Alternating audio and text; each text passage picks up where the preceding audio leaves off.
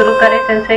हाँ हाँ शुरू करते जैसे पेज नंबर 97 त्रयस्त्रिंशः सर्गः। राजा कुशनाभ द्वारा कन्याओं के धैर्य एवं क्षमाशीलता की प्रशंसा, ब्रह्मदत्त की उत्पत्ति तथा उनके साथ कुशनाभ की कन्याओं का विवाह। बुद्धिमान महाराज कुशनाभ का यह वचन सुनकर उन 100 कन्याओं ने पिता के चरणों में सिर रखकर प्रणाम किया और इस प्रकार कहा, राजन, सर्वत्र संचार करने वाले वायुदेव अशुभ मार्ग का अवलंबन करके हम पर बलात्कार करना चाहते थे। धर्म पर उनकी दृष्टि नहीं थी। हमने उनसे कहा,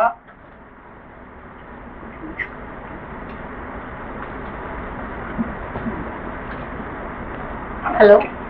हाँ, पेज मिस नहीं किया ना मैंने? नहीं। Okay okay. हाँ नहीं, हमें कुछ लगा जैसे हम कल शायद 26 लास्ट वाला पढ़ नहीं पाए थे, फोन कट गया था ना, तो उसमें कंफ्यूज हो गए फ्राइडे को। एक बार फिर से पढ़ते हैं। त्रयस्त्रिंशः सर्गः। राजा कुशनाभ द्वारा कन्याओं के धैर्य एवं क्षमाशीलता की प्रशंसा, ब्रह्मदत्त की उत्पत्ति तथा उनके साथ कुशनाभ की कन्याओं का विवाह। बुद्धिमान महाराज कुशनाभ का वह वचन सुनकर उन 100 कन्याओं ने पिता के चरणों में सिर रखकर प्रणाम किया और इस प्रकार कहा, राजन, सर्वत्र संचार करने वाले वायुदेव अशुभ मार्ग का अवलंबन करके हम पर बलात्कार करना चाहते थे। धर्म पर उनकी दृष्टि नहीं थी। हमने उनसे कहा, देव, आपका कल्याण हो। हमारे पिता विद्यमान हैं, हम स्वच्छंद नहीं हैं।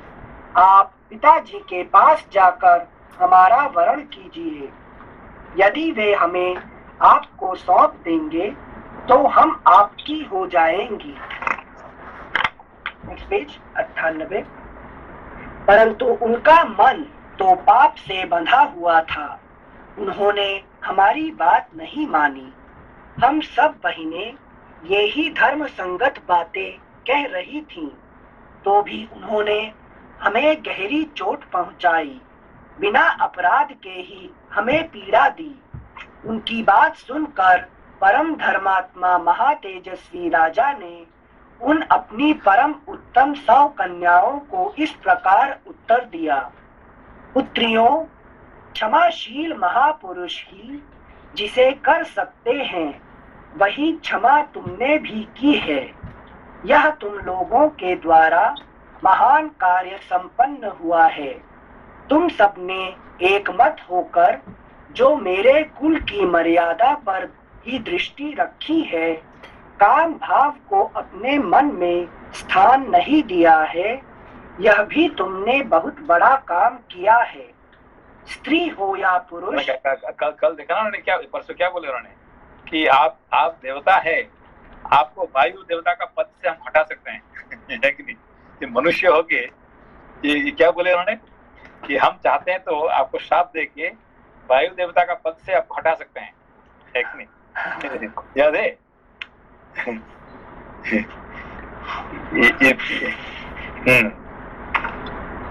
लगभग याद है कि नहीं है? हाँ सिंसे। उन्होंने इतने उसका हिम्मत देखिए उनका।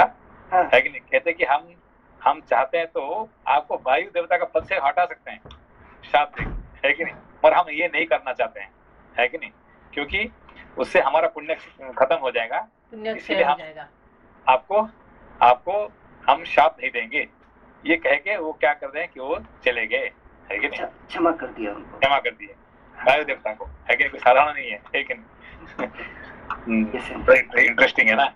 हाँ सिंचे। एक मिनट, हमने शायद अनकॉन्शियस पढ़ा था वो, इसलिए एक मिनट हम ढूंढ रहे हैं। जैसे आपका जो जो किताब में जो क्या बोलते हो, धागा लगाए हैं, वो 33 चैप्टर से लगाए हैं ना? हाँ। अच्छा, मीन्स ओके, ठीक है। नहीं मतलब तो फिर आप नहीं तो फिर आप ऐसा करें ना कि इसमें चले जाइए, फिर द्वादशी एक्चुअली चैप्टर 32 मेरे नोटबुक में मैंने लिखा हूँ पेज 95 तक, तो इसलिए मैं ढूंढ रही हूँ तब से। अच्छा ठीक है, तो ऐसा 95 से चले जाइए, फिर 95 से चलिए। Thank you. Thank you. Page 95, द्वात्रिंशः सर्गः। ब्रह्मपुत्र कुश के 4 पुत्रों का वर्णन। शोणभद्र तटवर्ती प्रदेश को वसु की भूमि बताना। कुशनाभ की 100 कन्याओं का वायु के कोप से उपजा होना। विश्वामित्र जी कहते हैं, श्री राम पूर्व काल में कुश नाम से प्रसिद्ध एक महातपस्वी राजा हो गए हैं। वे साक्षात ब्रह्मा जी के पुत्र थे। ये अपने कुल की बात कर रहे हैं, ठीक है ना? ये विश्वामित्र जी अपने कुल की बात कर रहे हैं, लेकिन ये जो कुशना हुए हैं, कुश है, अभी ये सब अपने वंश की बात कर रहे हैं, कि नहीं? जो कुशिक गोत्र जो बोलते हैं, बस वही से। अच्छा, थैंक यू। वे साक्षात ब्रह्मा जी के पुत्र थे। उनका प्रत्येक व्रत एवं संकल्प बिना किसी क्लेश या कठिनाई के ही पूर्ण होता था। वे धर्म के ज्ञाता, सत्पुरुषों का आदर करने वाले और महान थे। उत्तम कुल में उत्पन्न विदर्भ देश की राजकुमारी उनकी पत्नी थी। उसके गर्भ से उन महात्मा नरेश ने 4 पुत्र उत्पन्न किए, जो उन्हीं के समान थे। उनके नाम इस प्रकार हैं: कुशाम्ब, कुशनाभ, असूर्तरजस तथा वसु। असूर्तरजस फुटनोट: रामायण शिरोमणि नामक व्याख्या के निर्माता ने अमूर्ति रजस पाठ माना है। महाभारत के अनुसार इनका नाम अमूर्तरयस या अमूर्तरया था। वन पर्व 95-17। यहाँ इनके द्वारा धर्मारण्य नामक नगर बसाने का उल्लेख है। यह नगर धर्मारण्य नामक तीर्थभूत वन में था। यह वन गया के आसपास का ही प्रदेश है। अमूर्तरया के पुत्र गय ने ही गया नामक नगर बसाया था। अतः धर्मारण्य और गया की एकता सिद्ध होती है। महाभारत वन पर्व 85, 84, 85 में गया के ब्रह्म सरोवर को धर्मारण्य से सुशोभित बताया गया है। Footnote ends. उनके नाम इस प्रकार हैं: कुशाम्ब, कुशनाभ, असूर्तरजस तथा वसु। ये सबके सब तेजस्वी तथा नेक्स्ट पेज 96 तथा महान उत्साही थे।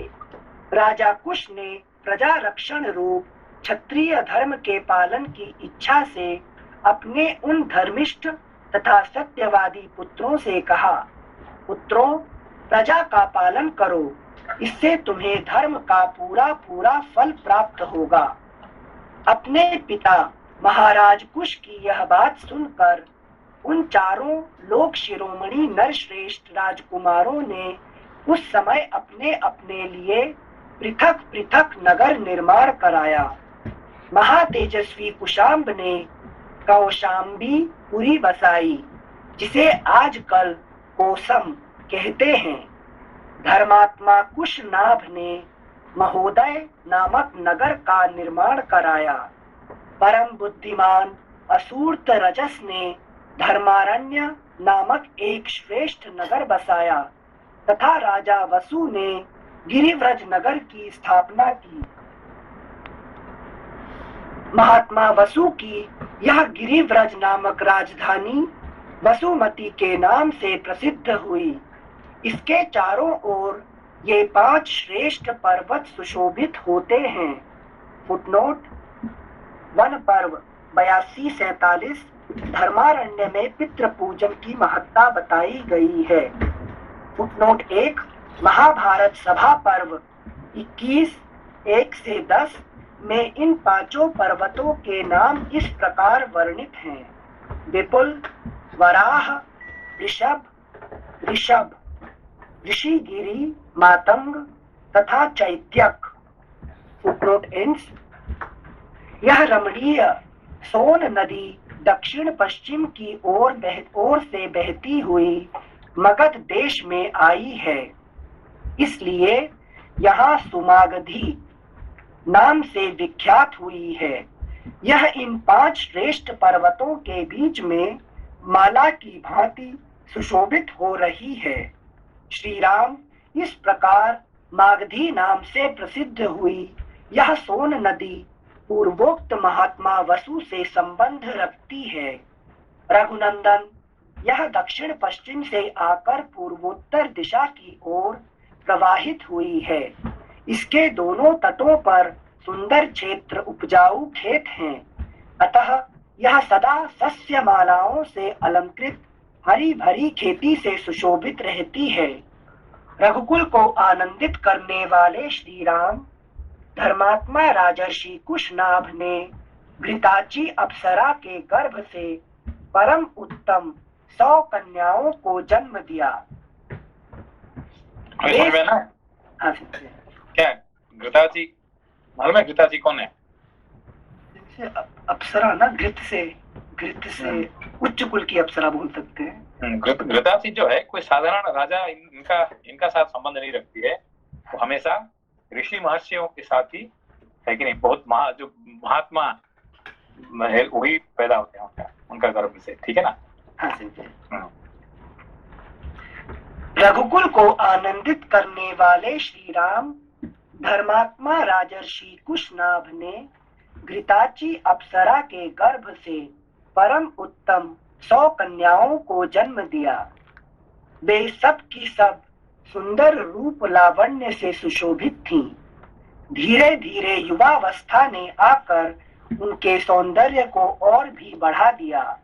रघुवीर एक दिन वस्त्र और आभूषणों से विभूषित हो वे सभी राजकन्याएं उद्यान भूमि में आकर वर्षा ऋतु में प्रकाशित होने वाली विद्युन्मालाओं की भांति शोभा पाने लगी।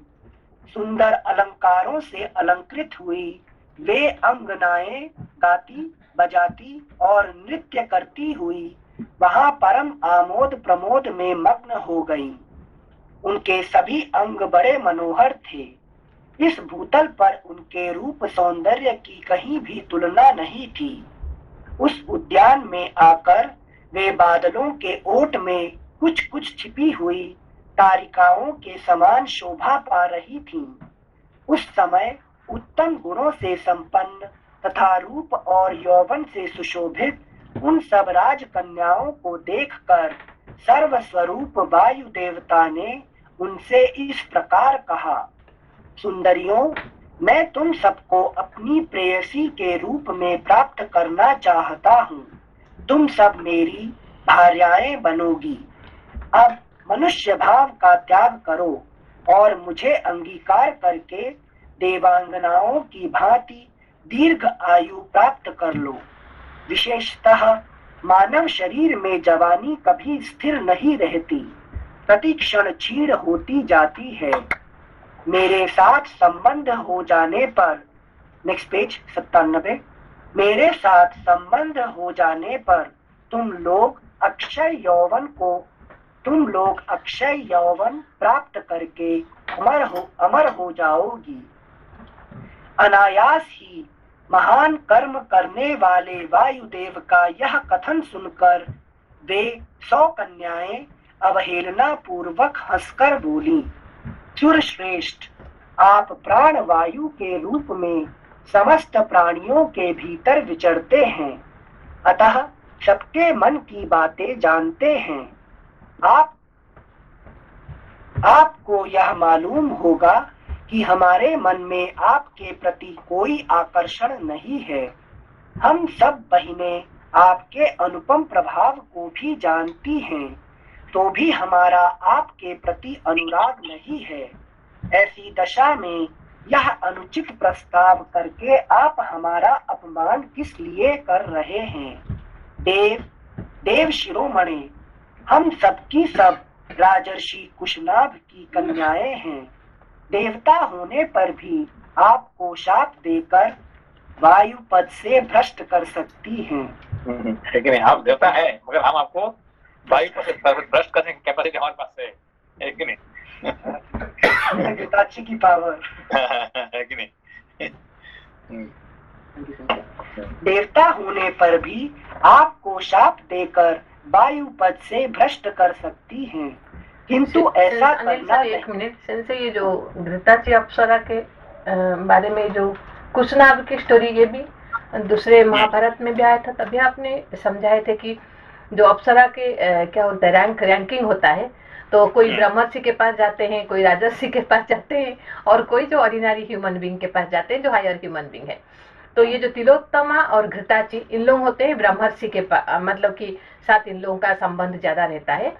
तो उस टाइम को आपने बोले थे कि ये जो कुशनाग जैसे बहुत रेयर जो राजर्षि है जो घृताची के साथ जुड़े हुए हैं, तो मतलब कि ये जो कुशनाग है राजर्षि और ब्रह्मर्षि के मतलब कि थोड़ा हायर रैंक में है। तो तभी आपने समझाए थे जो व्यास जी और घृताची अप्सरा के सम्मुख से सुखदेव जन्म। नहीं, ऐसा है कि ये है जरूर राजर्षि, मगर इनका वंश में ब्रह्मर्षि पैदा होने वाले विश्वामित्र, ठीक है ना? और उनका जो ये हो रहा है, उनका जो बदल रहा है, ये यहाँ उनका परिचय होता है, ठीक है ना? तो आगे क्या ब्रह्मर्षि पैदा होंगे, है कि नहीं? फिर वो नहीं है, और भी ये भी क्या है, ये उनका संबंध भी आएगा, क्या परशुराम जी का भी संबंध में आएगा, है कि नहीं? ये सब जो है बड़े बड़े आने वाले हैं, इसीलिए है कि नहीं, यहाँ से शुरुआत होता है कहानी, ठीक है ना? तो वहां भी आपने, क्योंकि ना घृताची से आपने तभी समझाए थे कि जो सुखदेव जी हुए, फिर उनके नाम हुए जो द्रोण हुए, क्यों ना भरद्वाज और घृताची के संपर्क से द्रोण का जन्म हुआ है। और भृगुवंश का जो च्यवन की पुत्र क्या है, प्रमति ऋषि और घृताची से रुरु जन्म हुए हैं। तो सारे इन लोगों का संबंध में जो महान जब ये होते हैं, पैदा होते हैं, ये घृताची अप्सरा से पैदा हुए हैं। तो तभी आपने बोले थे कि ये राजर्षि बहुत रेयर केस है, बट ये सिर्फ राजर्षि नहीं है, ये राजर्षि ब्रह्मर्षि के बीच में है, तो इसलिए घृताची के साथ वो आए हैं।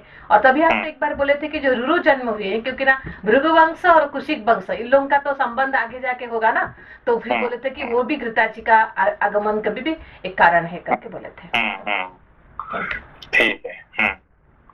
Thank you sir. श्लोक संख्या 20। देव शिरोमणे, हम सबकी सब राजर्षि कुशनाग की कन्याएं हैं। देवता होने पर भी आपको शाप देकर वायु पद से भ्रष्ट कर सकती हैं, किंतु ऐसा करना नहीं चाहती, क्योंकि हम अपने तप को सुरक्षित रखती हैं। दुर्मते, वह समय कभी ना आवे जबकि हम अपने सत्यवादी पिता की अवहेलना करके कामवश या अत्यंत अधर्म पूर्वक स्वयं ही वर ढूंढने लगे। हम ये वायु देवता क्या कर रहे हैं? टेस्ट कर रहे हैं इनको। हाँ, ये टेस्ट कर रहे हैं उनको, है कि नहीं? वायु देवता उनको टेस्ट करने के लिए ये उनको ऐसे ही करे, कितने उनका पास अपना पावर है कि नहीं, ये देख रहे हैं, टेस्ट कर रहे हैं, ठीक है ना? मतलब तब अपना छोड़ना चाहते हैं कि जैसे यूजुअली जब तपस्या करने के लिए वन में जाते हैं, तो जब मेनका वगैरह विश्वामित्र जी के पास आती है, वो टेस्ट करने आती है या फिर सिद्धि फलीभूत करने आती है? नहीं, वो तो इंद्र ने भेजते हैं उनको, है कि नहीं, उनको गिराने के लिए, ठीक है ना? ये भी एक तरह से गिराने वाली बात हो गया, मगर क्या यहाँ पे है कि नहीं, बेसिकली अश्विनी कुमार आते हैं, है कि नहीं? अश्विनी कुमार आते हैं करने के लिए, है कि नहीं? वायु, है कि नहीं, सुकन्या के लिए आए थे अश्विनी कुमार, ठीक है ना? तो यहाँ पे वायु देवता आए हैं, है कि नहीं? ऐसे आते रहते हैं कि ये औरतों को, है कि नहीं, टेस्ट करने के लिए। प्रणाम संसे। प्रणाम सर, वो जब कोई तपस्या करता है तो उनको भी, मतलब अगर बहुत ज्यादा उनके पास सिद्धियां हो जाती है तो उनको भी टेस्ट करने के लिए आती है ना, मतलब हमारा तपस्या कितना हार्ड है कि नहीं? हाँ, कितने हार्ड है ये टेस्ट करने के लिए, है कि नहीं? कि औरतों के लिए तो आते हैं देवता, आते हैं, और पुरुष के लिए आते हैं अप्सरा आते हैं, ठीक है ना? इनको ऐसे ये होते हैं, ठीक है ना? हाँ, धन्यवाद संसे। श्लोक संख्या 21।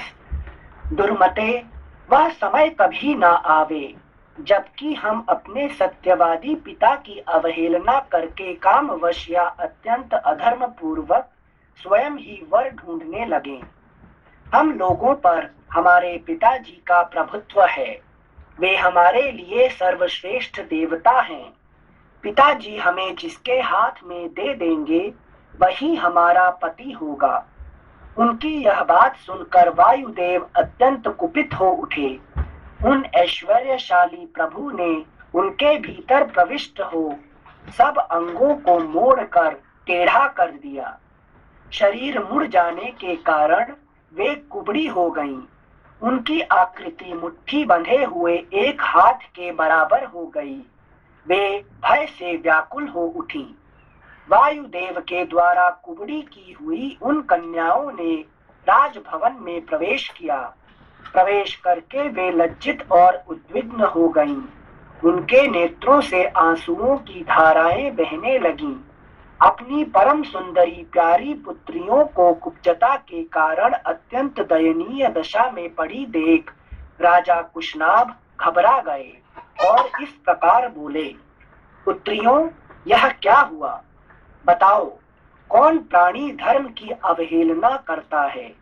किसने तुम्हें कुबड़ी बना दिया जिससे तुम तड़प रही हो किंतु कुछ बताती नहीं हो? यो कहकर राजा ने लंबी सांस खींची और उनका उत्तर सुनने के लिए वे सावधान होकर बैठ गए। इस प्रकार श्री वाल्मीकि निर्मित आर्ष रामायण आदि काव्य के बाल कांड में 32वां सर्ग। त्रयस्त्रिंशः सर्गः।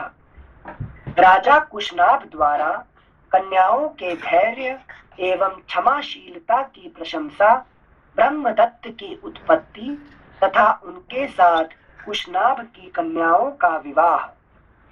बुद्धिमान महाराज कुशनाभ का वह वचन सुनकर उन 100 कन्याओं ने पिता देखिए, जिन 100 कन्या ने वायु देवता को वो इनकार कर देते हैं तो उनका शादी किससे होगा? देखो, ये भी एक बहुत बड़ी इंटरेस्टिंग है कि नहीं?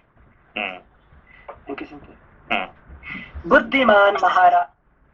अभी नमस्ते सिंसी। नमस्ते नमस्ते सिंसी, ये जैसे ये कन्याओं का जो पावर था वो वायु देवता को भी पद से हटाने का था और उन्होंने जो वायु देवता ने जो था उनको कुब्जा कर दिया वहीं पे।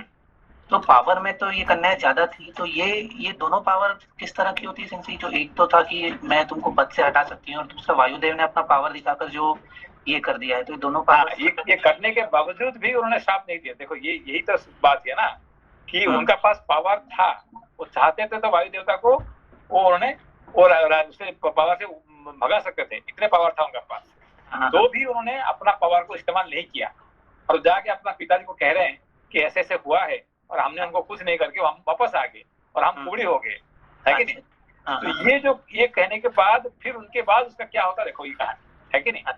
तो उसका बाद जिंदगी पर थोड़ी कुबड़ी रहेंगे, है कि नहीं? क्योंकि उन्होंने ये तो कोई गलती तो की नहीं है, बिना गलती से देवता उनको दिए हैं, उसका मतलब है कि आगे उनके लिए कुछ भला होगा, है कि नहीं? भाई देवता तो कोई साधारण राक्षस तो नहीं है ना, है कि नहीं?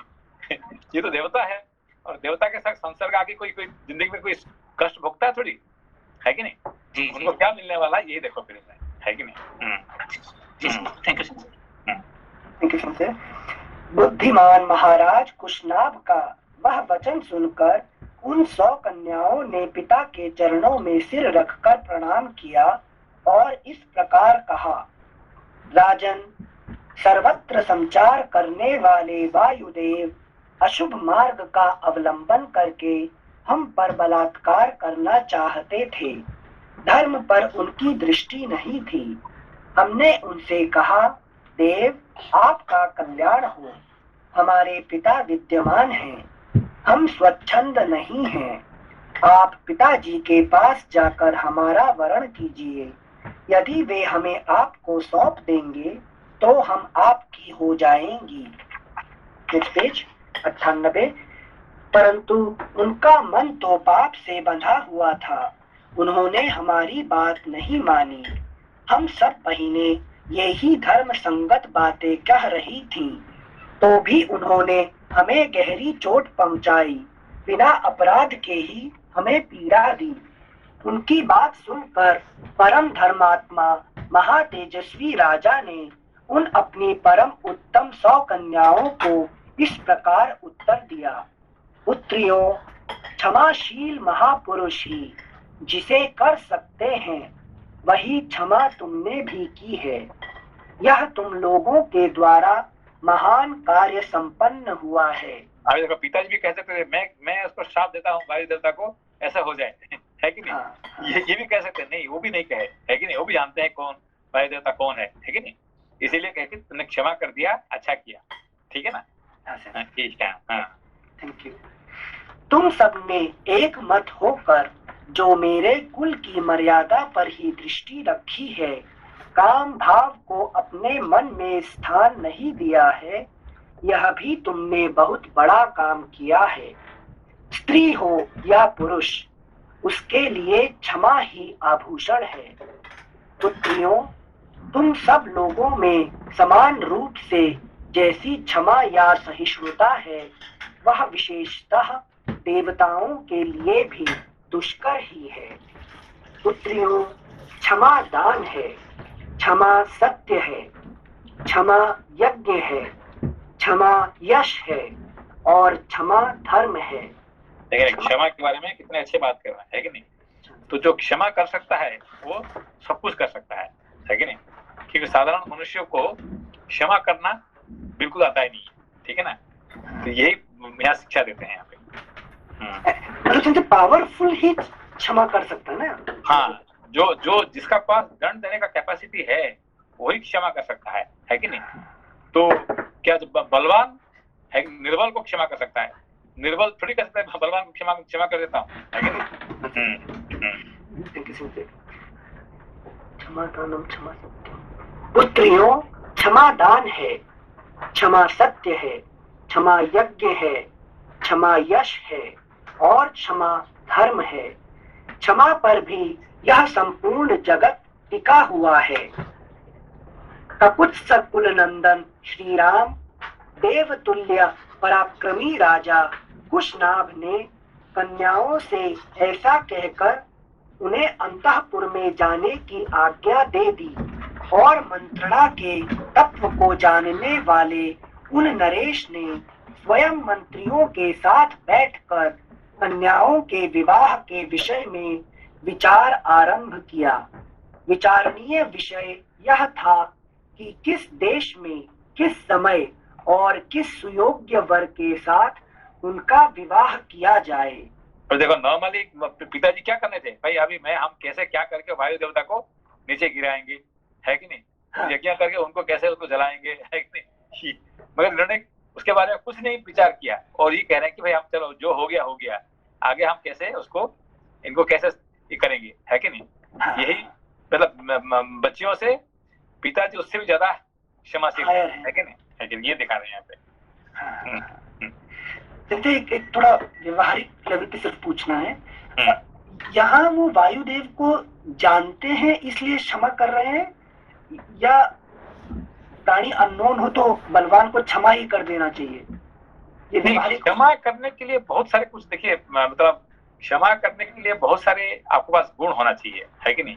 एक तो है कि आगे वाले जो दोषी है उसके बारे में आपको सारे जानकारी है कि नहीं चाहिए। जैसे कोई गुंडा आके आपको ये कर रहा है, उसको क्षमा नहीं करना चाहिए।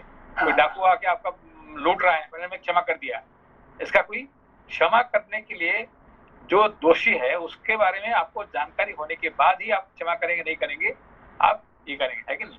तो चोर हम हमारे घर में चोरी कर दिया, हमने क्षमा कर दिया, ये तो बिल्कुल बात हो गया, है कि नहीं? वो अधर्म है, वो क्षमा नहीं करना चाहिए, है कि नहीं? तो यहाँ पे क्षमा इसीलिए है कि भाई ये वायु देवता ने ऐसे कर रहे हैं, तो ये उनको देवता का पोस्ट में रखा गया है, तो थोड़ी कोई रक्षा थोड़ी है कि नहीं? तो इतने बड़ा महान हो के इसे कुछ किए हैं, उसका मतलब हम नहीं जानते है कि शायद उनका मन में कोई बुरा बात आया कि वो कुछ देश का नहीं कर रहे हैं, कुछ भी कर रहे हैं, वो महान है इसलिए मैं उनको क्षमा कर देता हूँ यहाँ पे, है कि नहीं? हाँ। Thank you sir. श्लोक संख्या 11। उन्हीं दिनों चूली नाम से प्रसिद्ध एक महातेजस्वी सदाचारी एवं ऊर्ध्वरेता नैष्ठिक ब्रह्मचारी मुनि वेदोक्त तप का अनुष्ठान कर रहे थे। अभी देखिए ये नया कहानी शुरू हो रहा है, ये भी अच्छी कहानी है, ठीक है नहीं, यहाँ से। अच्छा, वो वाला कहानी वहीं पे छोड़ नहीं वहाँ नहीं, इसका साथ ये जोड़ा हुआ है, मतलब ये उनका शादी जो है इससे आगे इससे मतलब ये होने वाला है। ये एक बड़ा इंटरेस्टिंग कहानी है, इसका ध्यान दीजिए उसको। ओके, वो कहानी पहले कहानी और ये कहानी जुड़ेगा आगे, ठीक है ना? ओके, मतलब अनिल सॉरी आप हाँ भैया, जस्ट ये बोल रहा था कि नया कैरेक्टर इंट्रोड्यूस कर रहे हैं। हाँ, नया कैरेक्टर इंट्रोड्यूस हुआ है। यस मनीष, आपने जैसे क्षमा के लिए बोला कि पता होना चाहिए कि होने वाला क्यों कर रहा है, या फिर उसके अलावा से ये भी जरूरी है ना कि वो कितना बड़ा आपका नुकसान हुआ, उस पर भी डिपेंड करता है ना। अगर नुकसान नहीं है, नहीं ऐसा देखिए कि जो आगे जो पाप करने वाले, जो दोष करने वाला आदमी है कि जो कर रहा है भाई, ये है कौन है कि नहीं? कोई ऐसे वो ब्रांडेड चोर है कि नहीं, डाकू है, राक्षस है, अब इनको क्षमा करने का कोई मतलब नहीं है कि नहीं? क्यों? उनको तो भाई जब तक कोई मार नहीं पड़ेगा उसको, वो तो है कि नहीं, सीधा होने वाला नहीं है, उसको क्षमा की बात नहीं, वहां पे उनको दंड ही देना चाहिए, ठीक है ना? मगर क्षमा का पात्र कौन होता है कि जो सही में महान होके कुछ गलती उससे हो गया है कि नहीं, उससे क्षमा करना चाहिए, है कि नहीं? तो आगे आएगा क्षमा किससे करना चाहिए, आगे हम पढ़ेंगे उसके बारे में, तो शास्त्र में कि क्षमा के पात्र कौन है और दंड का पात्र कौन है कि नहीं? सिर्फ समझने के लिए से क्वेश्चन में पूछ रहा हूँ कि सपोज किसी ने 20 रुपीज चुराया और किसी ने बड़ा चोरी किया, 2 लाख रुपए का चोरी कर दिया हमारे घर पे, वो 20 रुपए वाला भी चोर है, ये भी चोर है, पर वो 20 वाले को हम लोग क्षमा कर सकते हैं ना? नहीं, वो नहीं है। वो 20 रुपीज वाले जितने चोर है, 20 करोड़ वाला भी इतने ही चोर है कि 10-20 रुपया चोरी किया है, उसका मतलब उसका क्षमा कर देंगे, और वो नहीं है।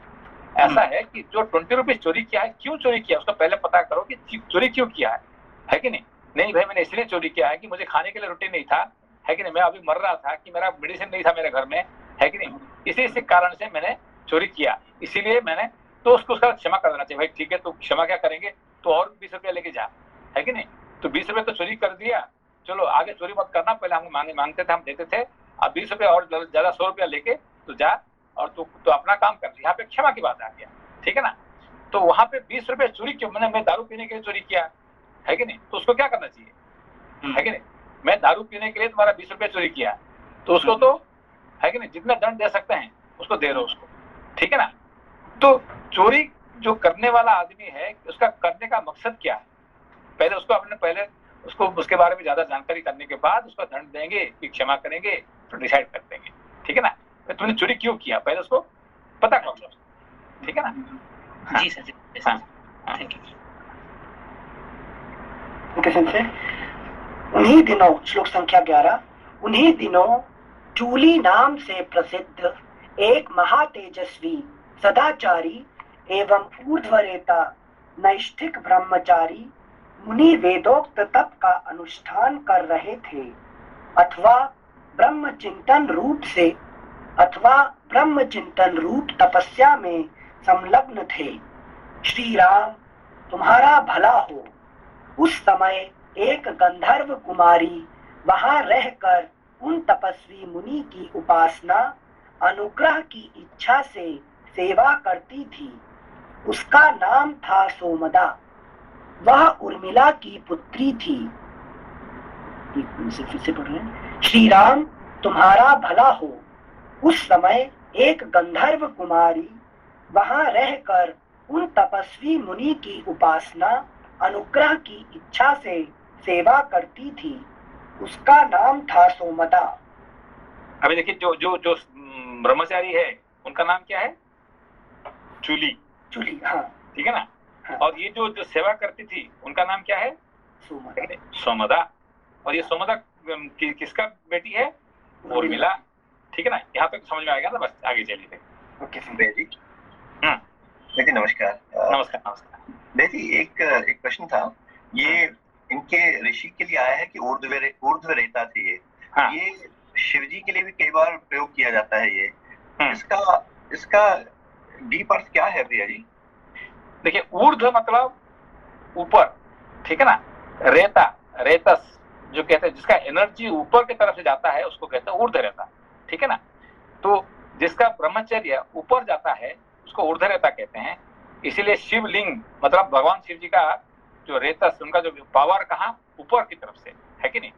तो साधारण मनुष्य का रेतस कहाँ होता है, नीचे गिर जाता है, नीचे हो जाता है कि नहीं, ब्रह्मचर्य का जो है। और जिसका ऊपर मतलब ब्रह्म के लिए काम करता है कि उसको कहते हैं ऊर्ध्व रेता कहते हैं, जो ऊपर होता है उसका, ठीक है ना।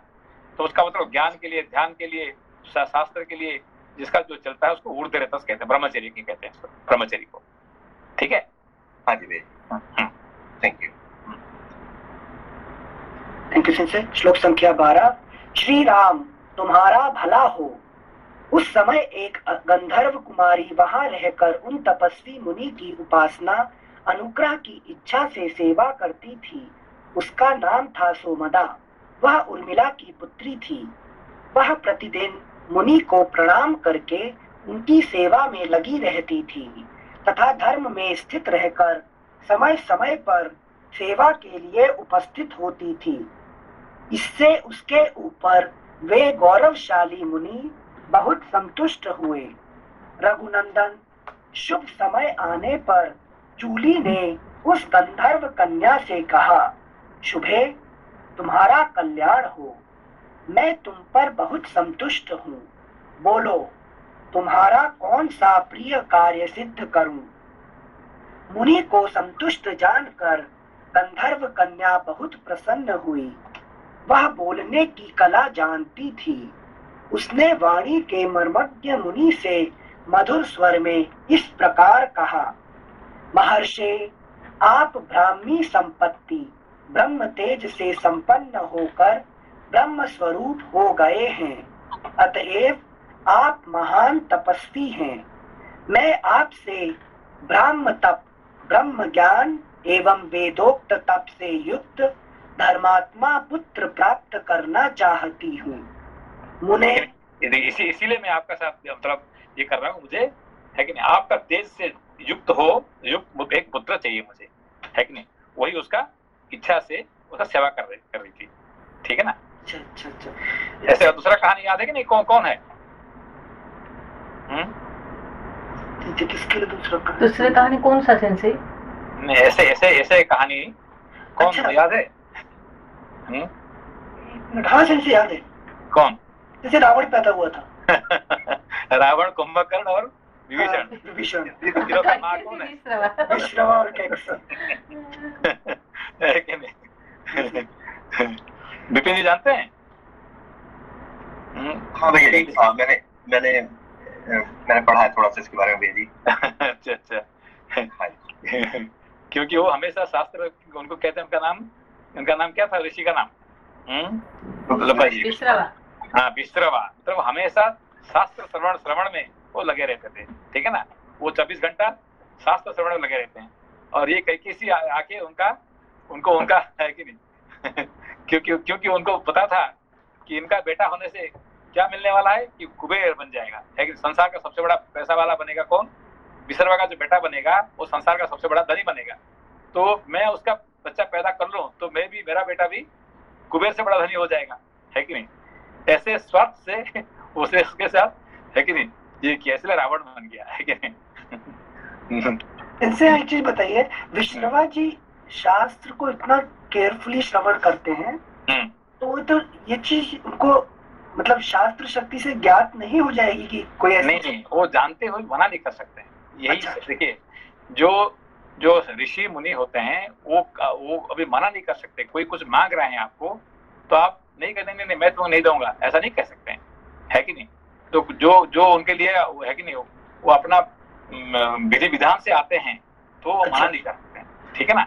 बस इससे यहाँ मेरा एक पता नहीं, मेरा अंडरस्टैंडिंग सही नहीं होगा तो क्षमा करिए। मेरा एक डाउट होता है कि मैं इतने मेहनत करके, अगर तपस्या करके, अपना सब कुछ सैक्रिफाइस करके, अगर मैं कोशिश करके इतने तक पहुंचा हूँ, कोई अगर मांग के मेरा तपस का सारे ले जाता है, तो why I should spend my valuable तपस फॉर समवन? नहीं, कोई मांग के लेते तो कोई कैसे आपके पास आएगा कैसे? जैसे इतने बड़ा महर्षि ऋषि के पास कोई साधारण आदमी थोड़ी पहुंच सकता है क्या? वो पहुंच रहा है, उसका मतलब अधीन है। नहीं, उसका दैव इच्छा है। यहाँ पे ऋषि क्या देख रहे हैं कि ये मेरे पास इतने, ये देखिए मैं तपस्या कर रहा हूँ, मेरा तपस का जो इतने पावर के अंदर बीच में कोई घुस रहा है, उसका मतलब साधारण आदमी थोड़ी घुस सकता है उसकी, वो दैव की इच्छा बिना से, है कि नहीं। यहाँ पे दैव का इच्छा काम कर रहा है, इसीलिए वो यहाँ मेरे पास आई है कि नहीं। तो उसको उसी हिसाब से फल दे दो, ठीक है ना। तो फल देने के फिर काम मतलब कि ले और जाए, ऐसा है ना sensei, go away from my life. हाँ, गो यू गिव। इसलिए देखिए विश्रावादी उनको क्या दिए, रावण कुंभकर्ण विभीषण दे के चले गए। नहीं विभीषण नहीं दिए, रावण दे दिए, कुंभकर्ण दे दिए, ठीक है ना। तो फिर कहे कि भाई तुमको जो चाहिए था, तुमने गलत भावना से मेरे पास आए हैं, इसलिए तो गलत आदमी मिल गया तुमको, है कि नहीं। तो तुमने मेरे पास आए थे किसी लिए कि मेरा, तुमने कहा कि मुझे शास्त्र पढ़ना है, और मिला तुमने मेरे पास आए थे क्यों, कि मेरा पैसा वाला बेटा पैदा होगा, है कि नहीं। तो जरूर ऐसा बच्चा पैदा हुआ कि जो, है कि नहीं, इनसे बड़ा होगा जरूर, मगर कोई काम का नहीं होगा, है कि नहीं। फिर वो लड़ने लगी, क्या बोली कि भाई तुम्हारा बेटा है, इतना बड़ा ऋषि विश्रवाद जी का बेटा राक्षस हो जाएंगे, ये क्या तुमको खुशी लगता है क्या, है कि नहीं। तो फिर उसको ठीक है, तो फिर ठीक है तुम तपस करो, है कि नहीं। तो फिर तपस करने के बाद फिर विभीषण पैदा होते हैं, ठीक है। तुम्हारा बच्चा जो है, तुम्हारा जो लड़का जो है महान बनेगा, है कि नहीं। पहले 2 राक्षस बनेंगे और तीसरा जो है महान बनेगा विभीषण, ठीक है ना। तो since sorry to ask, how to differentiate कि कौन सा दैव के इच्छा से आया है और कौन सा मेरे डिजायर के प्रम्प्ट होके आया है। नहीं, ये तो देखिए, ये तो बहुत सरल है कि फर्स्ट ऑफ ऑल जो भी आपके पास आता है, उसका मतलब बिना दैव का इच्छा से कोई आपके पास पहुंच नहीं पाएगा, ठीक है ना। मगर आप उसको क्या देना है, क्या नहीं देना है कि शूर्पणखा भी दैव का इच्छा से ही आई है कि नहीं। वो अपनी इच्छा से नहीं आई है, दैव का इच्छा से आई है, और उसको क्या देना है, उसका नाक कान काटना पड़ेगा, ये भी दैव का इच्छा है, समझे बात को। कि वहां पे उन्होंने क्या मांगी थी कि मैं आपके साथ है कि संपर्क रखना चाहता हूँ, आप जो है you are the Miss Universe and I am the Miss Universe and you are the Mister Universe. तो हम दोनों का संगम होगा तो कैसे बच्चा पैदा होगा, है कि नहीं। तो फिर राम जी कहे ठीक है, अब इसको ऐसा दे दो उसको, है कि नहीं, यू आर मिस यूनिवर्स। आप देखते हैं कैसे मिस यूनिवर्स है, उसका नाक कान काट देंगे तो क्या मिस यूनिवर्स रहेगा उसका, ठीक है ना। तो जो आते हैं उसी से उसको ऐसे ही फल देना पड़ता है उसको, ठीक है। Thank you.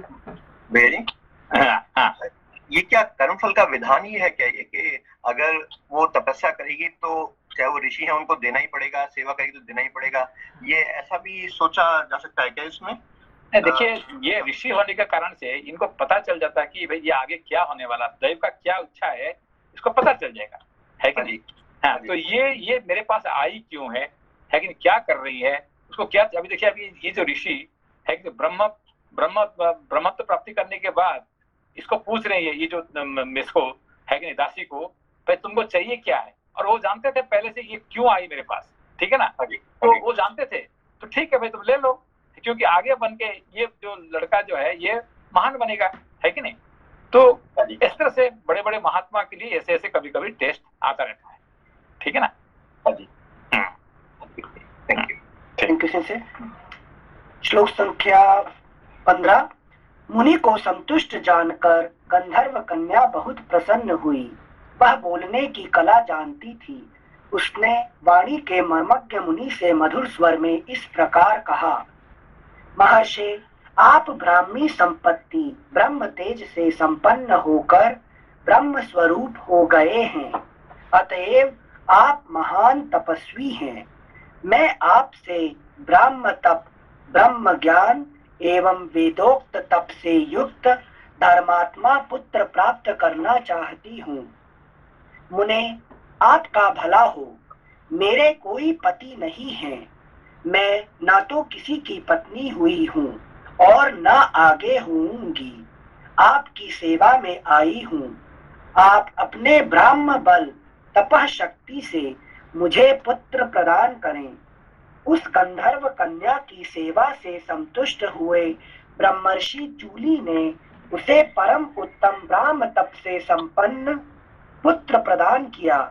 वह उनके मानसिक संकल्प से प्रकट हुआ मानस पुत्र था।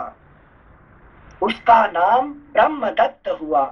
Next page. उसका नाम है ब्रह्मदत्त। ये भी एक बड़ा बहुत महान व्यक्ति है, उनका नाम ब्रह्मदत्त है, ठीक है ना। ये भी कोई साधारण नहीं है। पेज नंबर 99, उसका नाम ब्रह्मदत्त हुआ। कुशनाभ के यहाँ जब कन्याओं के विवाह का विचार चल रहा था, उस समय राजा ब्रह्मदत्त उत्तम लक्ष्मी से संपन्न हो कामपिल्या नामक नगरी में उसी तरह निवास करते थे जैसे स्वर्ग की अमरावती पुरी में देवराज इंद्र। ककुत्स कुलभूषण श्री राम तब परम धर्मात्मा राजा कुशनाभ ने ब्रह्मदत्त के साथ अपनी 100 कन्याओं को ब्याह देने का निश्चय किया। अब देखा, ये जो 100 कन्या जो है, जो वायु देवता को इनकार कर दिए हैं, तो वो कहाँ गए? ये ब्रह्मदत्त है कि नहीं है, यहाँ से यहाँ जोड़ते हैं यहाँ पे, ठीक है ना। से ये जो सूत्र जुड़ता है, इसके जैसे यहाँ गंधर्व कन्या आई और वर मांगा, पुत्र दो, तो ये सब लीला का प्रकरण पहले से ही बनाते हैं, फिर पात्र चुनते हैं, या नहीं, यहाँ पे देखिए कि उन्होंने उसको she did not start to lure him, okay. अभी देखो, उन्होंने वही तो बात है कि जैसे है कि नहीं, कि ये देखिए जो विश्वामित्र के पास जो आए थे, है कि नहीं, जो पहले रंभा आई, रंभा आने के बाद क्या, उसको रंभा को उन्होंने 7 पत्थर बना दिए, है कि नहीं। तो ये सब जितने आए थे, सबको उन्होंने उड़ा दिए, है कि नहीं। मगर जो ये आई है, क्या नाम, मेनका, वो कैसे आई है कि नहीं, वो एक अप्सरा जैसे नहीं आई है, ये तो बिल्कुल सेवा करने के लिए आ गई, है कि नहीं। इतने सेवा करने के बाद वो विश्वामित्र ने खुश हो गई, ठीक है ना। फिर उनके साथ वो उन्होंने पत्नी जैसे रहने लगी, ठीक है ना। तो ये ऐसे जो करने वाले हैं वो अलग होते हैं, और जो आपको है कि नहीं गिराने के लिए आते हैं वो अलग होते हैं, ठीक है ना। श्लोक संख्या 99। कुशनाभ के यहाँ जब कन्याओं के विवाह का विचार चल रहा था, उस समय राजा ब्रह्मदत्त उत्तम लक्ष्मी से संपन्न हो कामपिल्या नामक नगरी में उसी तरह निवास करते थे जैसे स्वर्ग की अमरावती पुरी में देवराज इंद्र। ककुत्स कुलभूषण श्री राम तब परम धर्मात्मा राजा कुशनाभ ने ब्रह्मदत्त के साथ अपनी 100 कन्याओं को ब्याह देने का निश्चय किया। महातेजस्वी भूपाल राजा कुशनाभ ने ब्रह्मदत्त को बुलाकर अत्यंत प्रसन्न चित्त से उन्हें अपनी 100 कन्याएं सौंप दी। रघुनंदन उस समय देवराज इंद्र के समान तेजस्वी पृथ्वीपति ब्रह्मदत्त ने क्रमशः उन सभी कन्याओं का पाणी ग्रहण किया। विवाह काल में उन कन्याओं के हाथों का ब्रह्मदत्त के हाथ से स्पर्श होते ही वे सब की सब कन्याएं उपजत्व दोष से रहित, निरोग तथा उत्तम शोभा से संपन्न प्रतीत होने लगी। तो देखा ना, भी क्या देखिए, उन्होंने ये सब कुब्जा थे, है कि नहीं, ये औरत, और इनको सारे को उन्होंने शादी किए हैं, है कि नहीं। तो वो जानते थे कि उनका स्पर्श से ये सारे, है कि नहीं, फिर पुनर्रूप जो उनका रूप वो वापस आ जाएगा, ठीक है ना। है कि नहीं। कनेक्ट कर दिया। विवाह काल में उन कन्याओं के हाथों का ब्रह्मदत्त के हाथ से स्पर्श होते ही वे सब की सब कन्याएं उपजत्व दोष से रहित, निरोग तथा उत्तम शोभा से संपन्न प्रतीत होने लगी। बात रोग के रूप में आए हुए वायुदेव ने उन कन्याओं को छोड़ दिया। अभी देखो ये जो कुब्जत्व क्यों प्राप्ति हुआ है, ये बात रोग, इसको कहते हैं बात रोग, वायु का प्रभाव से, है कि नहीं। देखा कैसे जुड़ा होता है। ठीक है, मतलब जैसे वो सूत्र के लिए ही आए थे, अब वो छोड़ दिए, ठीक है ना। मैं नहीं समझ पाया, सॉरी अनिल सान से सूत्र जोड़ने के लिए मतलब वायुदेव को सच्ची में इन लोगों के साथ शादी करना नहीं था, झूठ मूठ शादी कैसे करे। देखो वो ये महान देवता है और ये सब मनुष्य है, अब उनको क्या उनका साथ ये करना है, ये है कि नहीं। बस उनको ये काम दिया गया था कि टेस्ट करने के लिए, और टेस्ट कर दिए, है कि नहीं। आखिरी दिन तक उनको ये किए, फिर जब उनको, है कि नहीं, वो सही रास्ता निकले तो वो छोड़ के फिर चले गए, है कि नहीं। तो विश्वामित्र जी अपना अभी जो राम जी को बोल रहे हैं कि ये अपने वंश के बारे में बोल रहे हैं कि ये क्षमा का आचरण किए थे करके हाँ। इनको ऐसे मिला, ये सिर्फ क्षमा का आचरण, ऐसे ऐसे महान थे वो, ये कह रहे हैं कि ऐसे ये जो ये सारे ऐसे ऐसे महान थे, है कि नहीं। ये ब्रह्मदत्त ऐसे महान थे, है कि नहीं। ये 100 कन्या ऐसे महान थे, ये सब कह रहे हैं धीरे धीरे, ठीक है ना। Thank you sensei, sorry. क्योंकि ये जो हम पढ़ रहे हैं, क्या पढ़ रहे हैं, रामायण। रामायण क्या है? आपने सॉरी, मुझे पूछ रहे हैं सेंसे। हाँ, आपने बोले थे कि राम जी का आगमन होता है, तो राम जी का नहीं है, ये हमारे देश का इतिहास है। रामायण महाभारत है, ये इसको कहते हैं क्या है, इतिहास काव्य, ठीक है ना। हम क्या पढ़ रहे हैं, हमारे देश की इतिहास, हिस्ट्री, इतिहास है कि नहीं, इतिहास है कि नहीं, ये इतिहास जो ये हिस्ट्री पढ़ रहे हैं हम, ठीक है ना। Okay, thank you sensei. श्लोक संख्या 24। वात रोग के रूप में आए हुए वायुदेव ने उन कन्याओं को छोड़ दिया। यह देख पृथ्वीपति राजा कुशनाभ बड़े प्रसन्न हुए और बारंबार हर्ष का अनुभव करने लगे। भूपाल राजा ब्रह्मदत्त का विवाह कार्य संपन्न हो जाने पर महाराज कुशनाभ ने उन्हें पत्नियों तथा पुरोहितों सहित आदर पूर्वक विदा किया। गंधर्वी सोमदा ने अपने पुत्र को तथा उसके योग्य विवाह संबंध को देखकर अपनी उन पुत्र वधुओं का यथोचित रूप से अभिनंदन किया। उसने एक एक करके उन सभी राजकन्याओं को हृदय से लगाया और महाराज कुशनाभ की सराहना करके वहां से प्रस्थान किया। इस प्रकार श्री वाल्मीकि निर्मित आर्ष रामायण आदि काव्य के बाल कांड में 33वां सर्ग, 34 सर्गः। एक प्रश्न है। हाँ, ये जैसे 100 कन्या थी उनकी, तो ये 100 की 100 कन्याओं का एक ही राजा से विवाह करने का क्या तात्पर्य रहता था? मतलब वो अलग अलग नहीं कर सकते थे, या 100 का क्या सबका एक साथ ही एक राजा साथ क्यों कर दिया? देखिए, यहाँ पे जो बात आया है कि ये 100 होता है ना, ये मतलब कोई मनुष्य की बात यहाँ पे नहीं आ रहे हैं। यहाँ पे बात आ गई 100 गुण हो गया फिर यहाँ पे, है कि नहीं, 100 क्वालिटी। ब्रह्मदत्त का जो है, जैसे कि हमने सुना कि दशरथ जी का 4 पत्नियां थे, ठीक है ना। तो 4 पत्नियां कौन थे, है कि नहीं। ऐसे 3 पत्नियां कौन थे कि हमारी जो मन, बुद्धि, चित्त, ठीक है ना। इस तरह से यहाँ 100 की, है कि नहीं। हमारे धर्मराज, यमराज का कितने पत्नियां है? 13 पत्नियां है, 13। भाई आप पूछे, भाई ये धर्मराज होके इनका 13 पत्नी क्या जरूरत है? धर्मराज एक ही पत्नी होना चाहिए, है कि नहीं। तो ये क्यों हुआ है ना, ये 13 क्वालिटी है कि नहीं। इस तरह से हम इसको, एक तरह से हमने उसको माइथोलॉजी पढ़ते हैं और एक तरह से इतिहास की हिस्ट्री पढ़ते हैं। एक तरह से हिस्ट्री पढ़ेंगे, अच्छा से ऐसे ब्रह्मदत्त का 100 पत्नियां थे, उसका ये थे वो थे, फिर उसको फिर उल्टाएंगे तो फिर कैसा होगा, ये माइथोलॉजी हो जाएगा, ये हमारे गुण हो गया, ठीक है ना। समझ बात को? हाँ भैया, हाँ समझा। एक तरह से हिस्ट्री, दूसरे तरफ से माइथोलॉजी, है कि नहीं। एक तरह से राम जी थे, राम जी करके ऐसे कोई राजा थे, उन्होंने ऐसे ऐसे, उनका दशरथ का पुत्र थे, वो थे।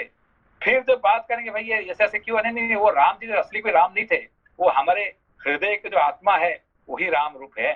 फिर आप बात घूम गया वहां पे से, वहां माइथोलॉजी हो गया, हिस्ट्री से इट टर्न पे माइथोलॉजी, ठीक है ना। फिर रामायण का मतलब कुछ अलग कुछ हो गया यहाँ पे, है कि नहीं।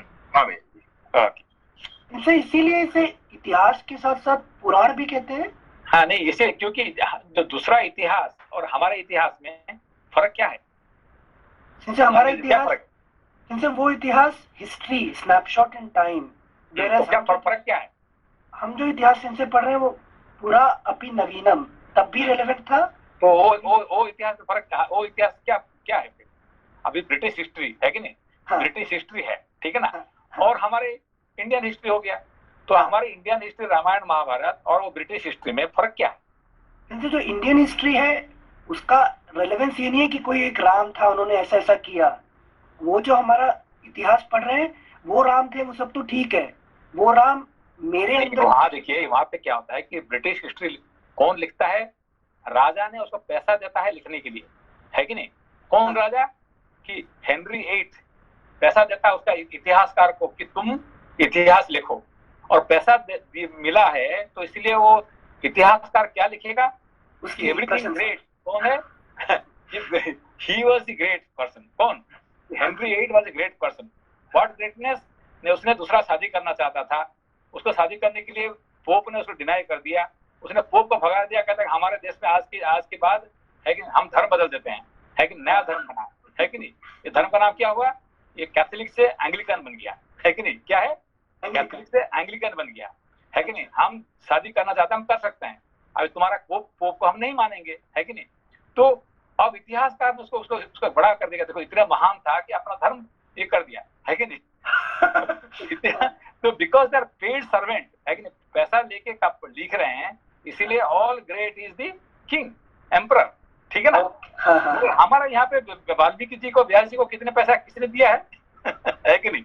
है कि नहीं। पैसा दिया होता तो धृतराष्ट्र ने दिया होता था, है कि नहीं। धृतराष्ट्र नहीं दिया, वो है कि धृतराष्ट्र अपना बेटा है पर उसका गुण नहीं गा रहे हैं, और उसका शत्रु को गुण गान गा रहे हैं, है कि नहीं। तो यही वाल्मीकि ना पैसा लिए हैं, ना व्यास जी पैसा लिए हैं, ना ये सब है कि नहीं। ये जो देख रहे हैं वही गा रहे हैं, है कि नहीं। जो अपना देख रहे हैं वही लिख रहे हैं, है कि नहीं। He may be his own son, he may be a villain, है कि नहीं। ठीक है। चतुस्त्रिंशः सर्गः। गाधी की उत्पत्ति, कौशिकी की प्रशंसा, विश्वामित्र जी का कथा बंद करके आधी रात का वर्णन करते हुए सबको सोने की आज्ञा देकर शयन करना। रघुनंदन विवाह करके जब राजा ब्रह्मदत्त चले गए, तब पुत्रहीन महाराज कुशनाभ ने श्रेष्ठ पुत्र की प्राप्ति के लिए पुत्रेष्टि यज्ञ का अनुष्ठान किया।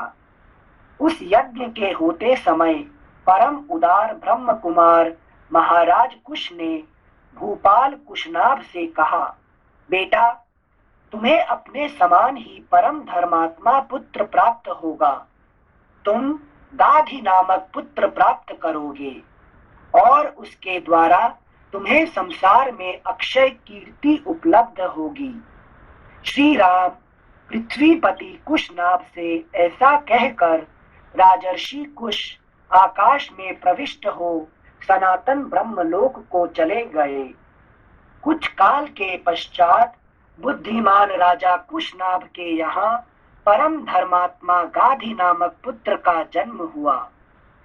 ककुत्स कुलभूषण रघुनंदन वे परम धर्मात्मा राजा तो धर्मात्मा राजा गाधी मेरे पिता थे। मैं कुश के कुल में उत्पन्न होने के कारण कौशिक कहलाता हूँ। राघव मेरे एक जय। अपना ये खुद कह रहे हैं अपना कहानी, ठीक है ना। कौन? विश्वामित्र जी खुद अपना कहानी कह रहे हैं। राघव मेरे एक ज्येष्ठ बहन भी थी जो उत्तम व्रत का पालन करने वाली थी। उसका नाम सत्यवती था। वह ऋचिक मुनि को ब्याही गई थी। सत्यवती कौन है?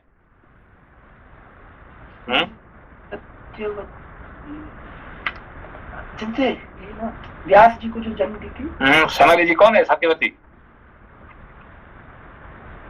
इनसे महाभारत के पर्सपेक्टिव से बात कर रहे हैं तो सत्यवती वेद व्यास की मदद। नहीं ये सत्यवती कौन है? सिंसे ये वो वाली स्टोरी आ गई क्या, जहाँ से वो चूरू बदल जाता है, वो वाला स्टोरी आता है। हाँ जी जी ठीक है ना। हाँ तो लोपा जी कौन उसका बेटा, कौन उसका? जमदग्नि की माँ है सिंसे। ठीक है, जमदग्नि पैदा होंगे, ठीक है ना। ये यही है। Thank you सिंसे। राघव मेरे एक ज्येष्ठ बहन भी थी जो उत्तम व्रत का पालन करने वाली थी। उसका नाम सत्यवती था। वह ऋचिक मुनि को ब्याही गई थी। अपने पति का अनुसरण करने वाली सत्यवती शरीर सहित स्वर्ग लोक को चली गई थी। वही परम उदार महानदी कौशिकी के रूप में भी प्रकट होकर इस भूतल पर प्रवाहित होती है। कौशिकी नदी है, कौशिक नदी है, ये है वही, है कि नहीं, जो सत्यवती है विश्वामित्र का बहन, ठीक है ना। हाँ थैंक यू संजय। मेरी वह बहन परशुराम जी का दादी माँ, ठीक है। मेरी वह बहन जगत के हित के लिए हिमालय का आश्रय लेकर नदी रूप में प्रवाहित हुई।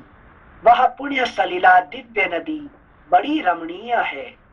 रघुनंदन, मेरा अपनी बहन कौशिकी के प्रति बहुत स्नेह है, अतः मैं हिमालय के निकट उसी के तट पर नियम पूर्वक बड़े सुख से निवास करता हूँ। पुण्यमयी सत्यवती सत्य धर्म में प्रतिष्ठित है। वह परम सौभाग्यशालिनी पतिव्रता देवी यहाँ सरिताओं में श्रेष्ठ कौशिकी के रूप में विद्यमान है। श्री राम, मैं यज्ञ संबंधी नियम की सिद्धि के लिए ही अपनी बहन का सानिध्य छोड़कर सिद्धाश्रम बक्सर में आया था। अब तुम्हारे तेज से मुझे वह सिद्धि प्राप्त हो गई है। महाबाहु श्री राम, तुमने मुझसे जो पूछा था उसके उत्तर में मैंने तुम्हें शोणभद्र तटवर्ती देश का परिचय देते हुए यह अपनी तथा अपने कुल की उत्पत्ति बताई है। काकुत्स्थ, मेरे कथा कहते कहते आधी रात बीत गई। अब थोड़ी देर नींद ले लो, तुम्हारा कल्याण हो। मैं चाहता हूँ कि अधिक जागरण के कारण हमारी यात्रा में विघ्न न पड़े। सारे वृक्ष निष्कंप जान पड़ते हैं, इनका एक पत्ता भी नहीं हिलता है। पशु पक्षी अपने अपने वास स्थान में छिपकर बसेरे लेते हैं। रघुनंदन, रात्रि के अंधकार से संपूर्ण दिशाएं व्याप्त हो रही हैं। धीरे धीरे संध्या दूर चली गई। नक्षत्रों तथा ताराओं से भरा हुआ आकाश सहस्राक्ष इंद्र की भांति सहस्रों ज्योतिर्मय नेत्रों से व्याप्त सा होकर प्रकाशित हो रहा है। संपूर्ण लोक का अंधकार दूर करने वाले शीत रश्मि चंद्रमा अपनी प्रभा से जगत के प्राणियों के मन को आह्लाद प्रदान करते हुए उदित हो रहे हैं। फुटनोट, इस वर्णन से जान पड़ता है कि उस रात्रि को कृष्ण पक्ष की नवमी तिथि थी। Footnote ends. रात में विचरने वाले समस्त प्राणी यक्ष राक्षसों के समुदाय तथा भयंकर पिशाच इधर उधर विचर रहे हैं। ऐसा कहकर महातेजस्वी महामुनि विश्वामित्र चुप हो गए। उस समय सभी मुनियों ने साधुवाद देकर विश्वामित्र जी की भूरी भूरी प्रशंसा की। कुश पुत्रों का यह वंश सदा ही महान धर्मपरायण रहा है। कुशवंशी महात्मा श्रेष्ठ मानव ब्रह्मा जी के समान तेजस्वी हुए हैं। महायशस्वी विश्वामित्र जी, अपने वंश में सबसे बड़े महात्मा आप ही हैं तथा सरिताओं में श्रेष्ठ कौशिकी भी आपके कुल की कीर्ति को प्रकाशित करने वाली है। Next page 101। इस प्रकार आनंद मग्न हुए उन मुनिवरों द्वारा प्रशंसित श्रीमान कौशिक मुनि अस्त हुए सूर्य की भांति नींद लेने लगे। वह कथा सुनकर लक्ष्मण सहित श्री राम को भी कुछ विस्मय हो आया। वे भी मुनि श्रेष्ठ विश्वामित्र की सराहना करके नींद लेने लगे। इस प्रकार श्री वाल्मीकि निर्मित आर्ष रामायण आदि काव्य के बाल कांड में 34वां सर्ग। है ना, कितने मजा आता है पढ़ने में, ठीक है ना। अगला कब होगा संजय, उसके बारे में सोच रहे थे। इसको पढ़ने से कितने मजा आता है। विश्वामित्र जी क्या कहे कि मैं जाता हूँ मेरा बहन के घर में क्या करने के लिए, रिलैक्स करने के लिए, मगर तपस्या करने के लिए मैं वही नहीं कर सकता हूँ, है कि नहीं। होने के कारण से मैं तपस्या करने